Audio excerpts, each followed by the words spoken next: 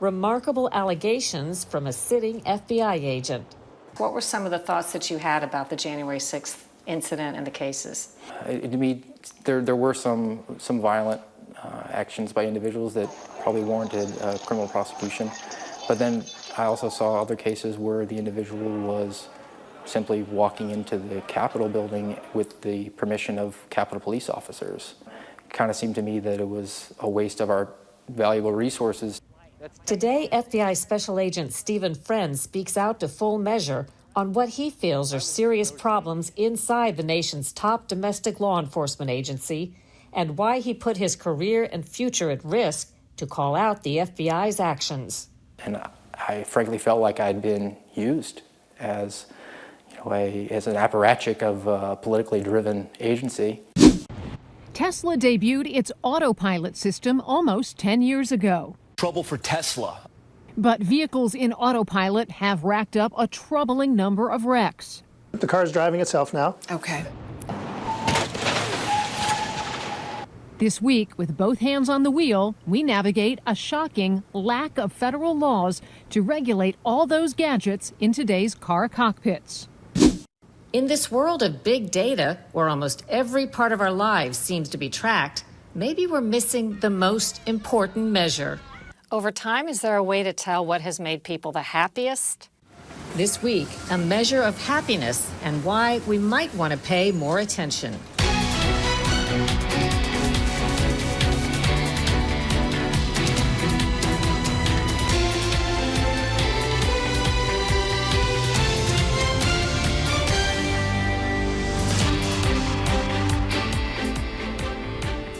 Welcome to Full Measure. I'm Sharyl Attkisson. The FBI has been mired in controversy. An FBI lawyer caught doctoring documents to spy on a Donald Trump campaign supporter. Former FBI Director James Comey given a pass after being referred for criminal charges. He had allegedly mishandled documents in a campaign to smear Trump. The FBI misdirecting the public on the Hunter Biden laptop just before the election. And of course, the FBI's Russia collusion probe of Trump, ginned up by the Clinton campaign.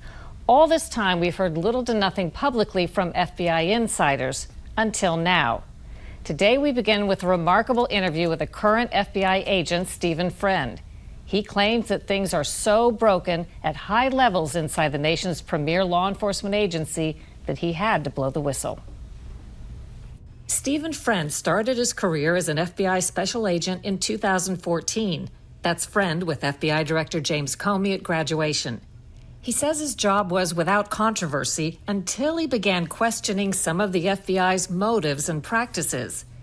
It began with the political kidnapping plot against Michigan Governor Gretchen Whitmer, a Democrat, putting the focus on domestic terrorism weeks before the 2020 presidential election.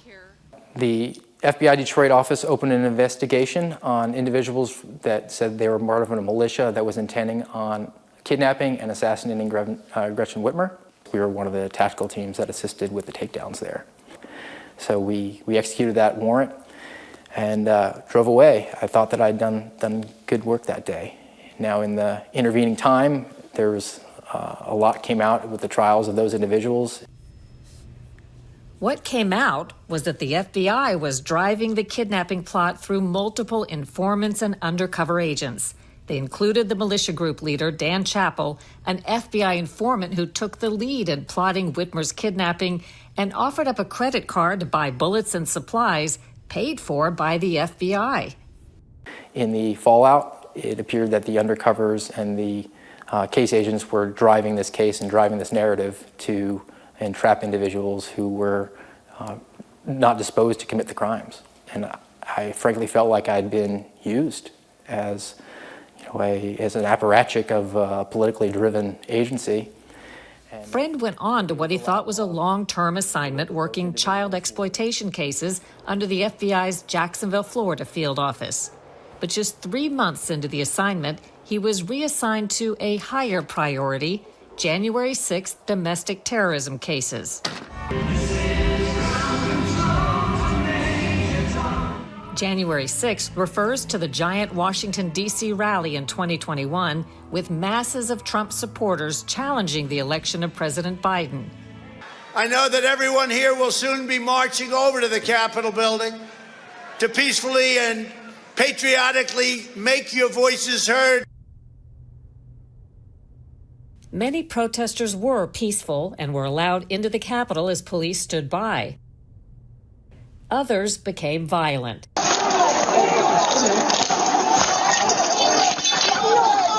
The FBI launched aggressive and expansive investigations. Friend says financial incentives rewarded FBI managers who built lots of cases under the heading of domestic terrorism. So is it accurate to say the local FBI offices that brought January 6th cases probably saw financial benefit, at least the individual executives with the FBI in those offices? Yes. Is it accurate to say, as far as you know, there were not bonuses being given for child exploitation cases? As far as I know, there weren't. As you started reading up and gathering facts, what were some of the thoughts that you had about the January 6th incident and the cases? I had sort of a mixed review. To me, there were some violent actions by individuals that probably warranted criminal prosecution. But then I also saw other cases where the individual was simply walking into the Capitol building with the permission of Capitol police officers, and it told the FBI that very same fact, and on occasion there was surveillance video to support it. It kind of seemed to me that it was a waste of our valuable resources to pursue even an interview with that individual if we had them on video not committing any crime and just walking into the Capitol building, which is their right to do as an American citizen. It's been widely reported that the FBI had undercover agents in the January 6th crowd, though they won't say how many. And with some protesters claiming they were allowed into the Capitol, Friend says it harkens back to the Governor Whitmer plot. With the overlap of the way that those individuals were or may have been entrapped, and I saw that some of these individuals with January 6th were being allowed into the Capitol by police officers, there was certainly an element of that to me smelled a little bit like entrapment, and I didn't want to make the same mistake twice. There was that once shame on you, twice shame on me thinking that I had. For Friend, things completely unraveled in August. That's when he says he declined to take part in what he considered unnecessary and heavy-handed FBI raids on multiple January 6th suspects in Florida. What did you think was so wrong about the raids? I felt that there was definitely a harder hand in the way that the arrests and the searches were going to be carried out. Regardless of the individual's involvement in January 6th, they had been interviewed. There had been open line of communication between the FBI and those individuals, but there are other mechanisms that I felt that were better. If it was using surveillance to arrest an individual when he was outside his home and identifying him on the way to work and doing an arrest there, that could be warranted. Can you arrange someone to turn themselves in through their attorney? Yes, it's a process called issuing a summons to somebody, and it's very common, especially in white-collar, nonviolent crimes. For refusing to take part in the raids, Friend says he received an ultimatum, then a suspension from the FBI's Jacksonville special agent in charge, Sharyl Attkisson. What'd she say? She said that it appeared to her that I'd lost faith in the agency and its leadership, and that I represented a very fringe belief about the events of January 6th not needing the heavy-handedness that the FBI was treating them, and that my belief that there could be potential abuses of power, that it was incumbent on me to call out as a matter of my oath of office.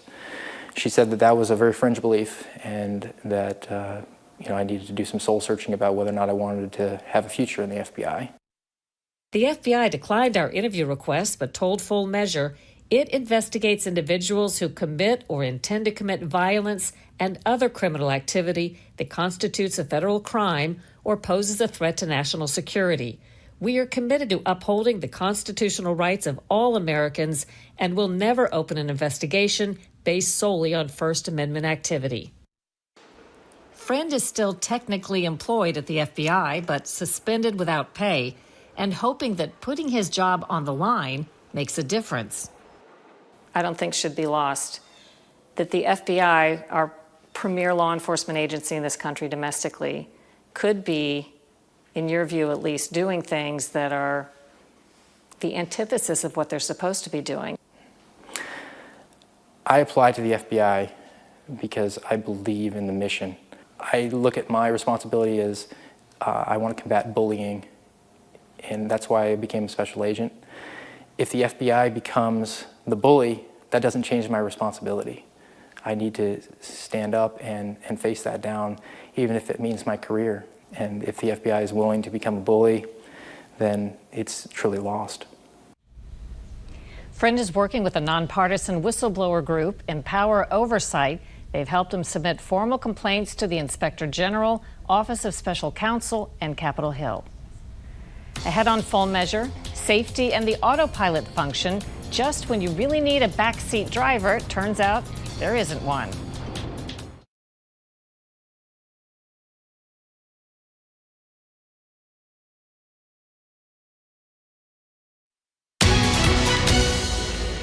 With all of those cool cars now driving around pretty much on their own with an autopilot function, there have also been a number of disturbing crashes and even deaths. Now the federal government is investigating the technology.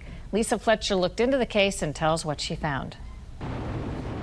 Tesla debuted its autopilot system almost 10 years ago, quickly making a name for itself as a leading brand in driver-assisted technology. Companies from Ford to Volkswagen adopting similar driving automations in the years since.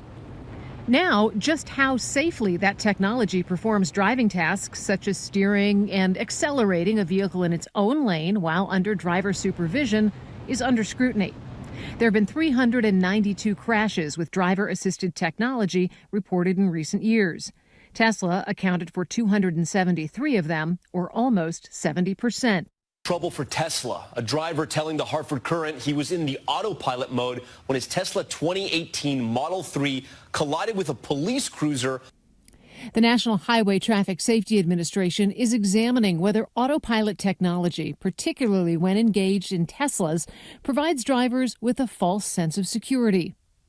This after determining a series of accidents between the electric car and parked emergency vehicles was the result of autopilot disengaging on its own, far too late for the passenger to safely take over, less than 1 second before impact. Technology is getting in the way. Are people asking the right questions when it comes Bruce to all this Walker, a professor at Georgia Tech University, studies human interaction with technology in unique places like cars, military cockpits, and the International Space Station. The legacy or traditional car companies, what we like to think of as Detroit, had to have a lot of research and approvals before anything was changed in a vehicle. The pace of technological development and rolling out technologies in the car is happening too quickly for it all to be vetted and tested and approved. Take a car's built-in phone-based entertainment system, for instance. Come on in and have a seat. So this is the National Advanced Driving Simulations mini-sim.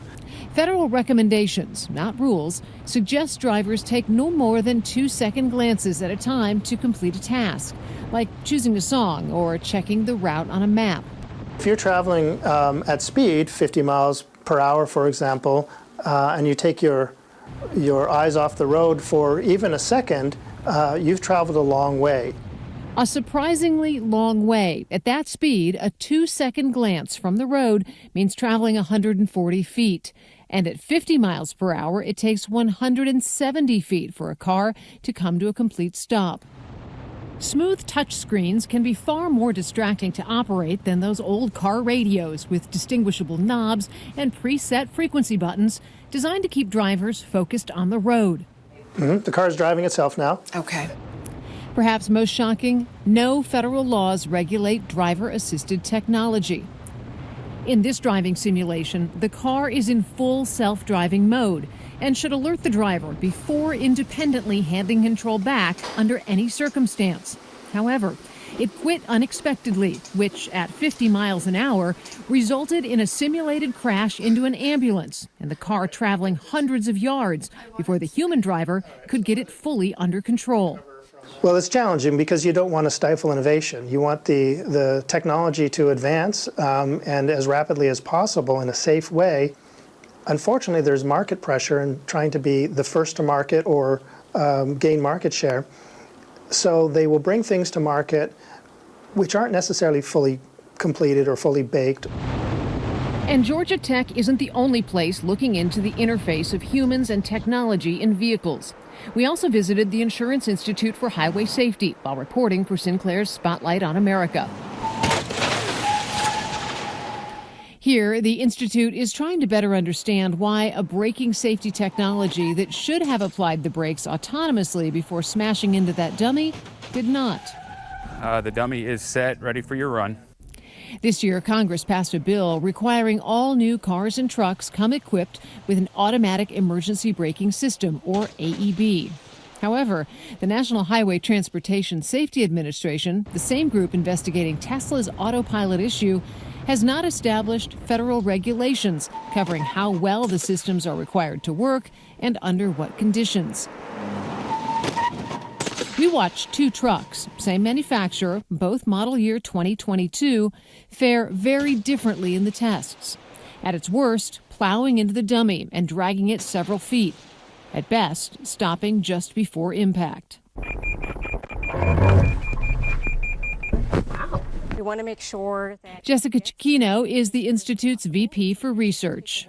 we see that more than 3/4 of pedestrian fatalities occur in the dark. So it is really important, if we want to have these systems help prevent fatalities, for them to work in these situations where we see the most deaths occurring.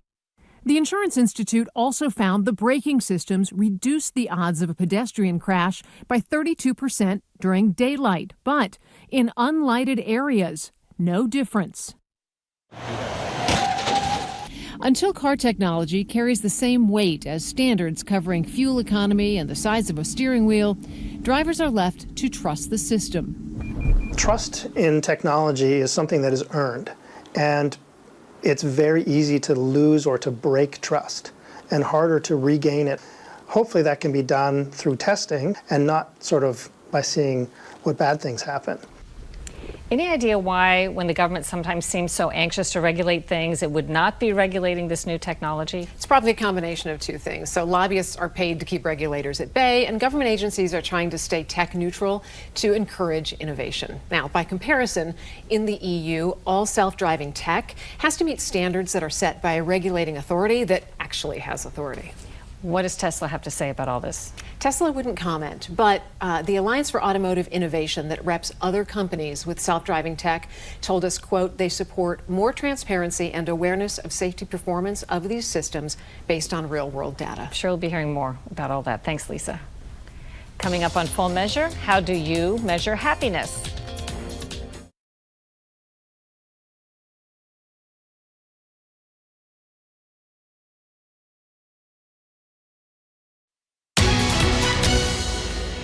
How happy do you feel today?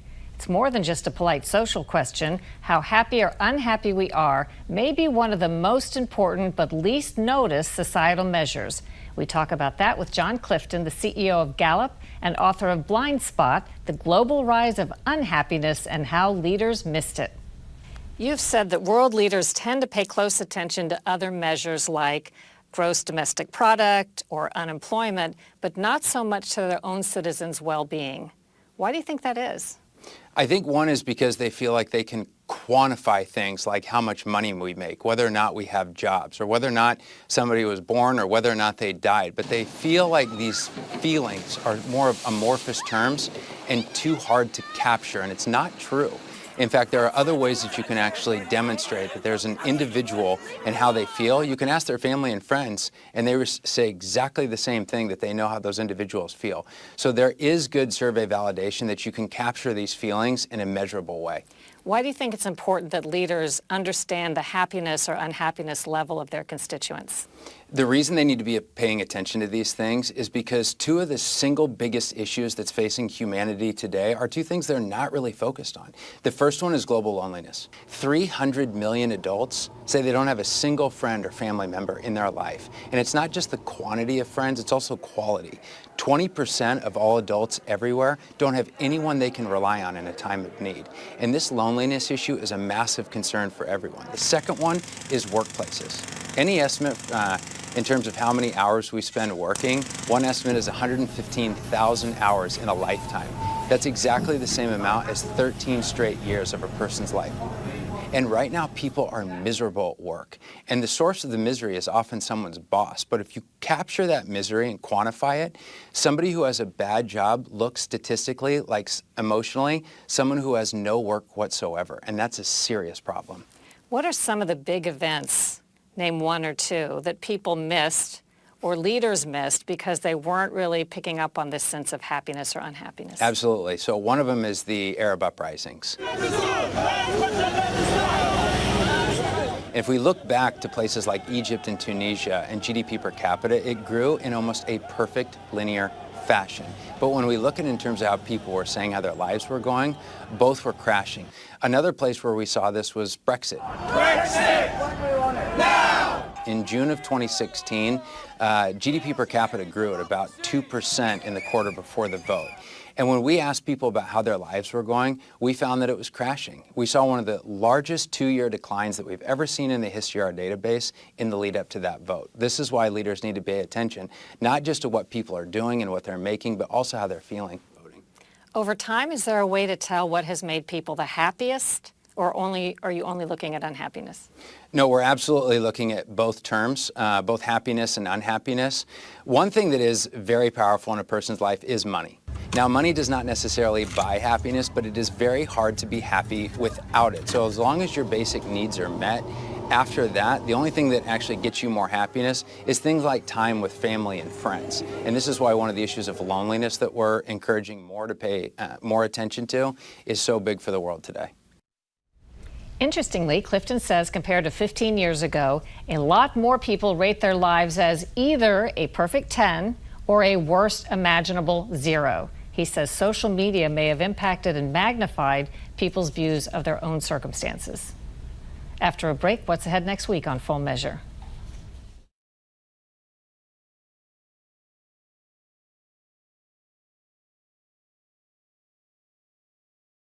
Here's what's coming up next week on Full Measure.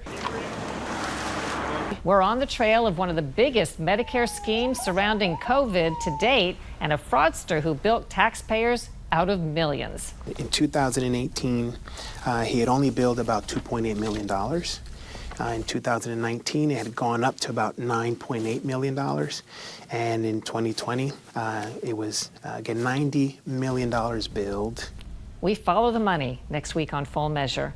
If you want to hear more stories, check out our podcast, Full Measure After Hours, wherever you like to listen. Until next time, we'll be searching for more stories that hold powers accountable. Thanks for watching. I'm Sharyl Attkisson.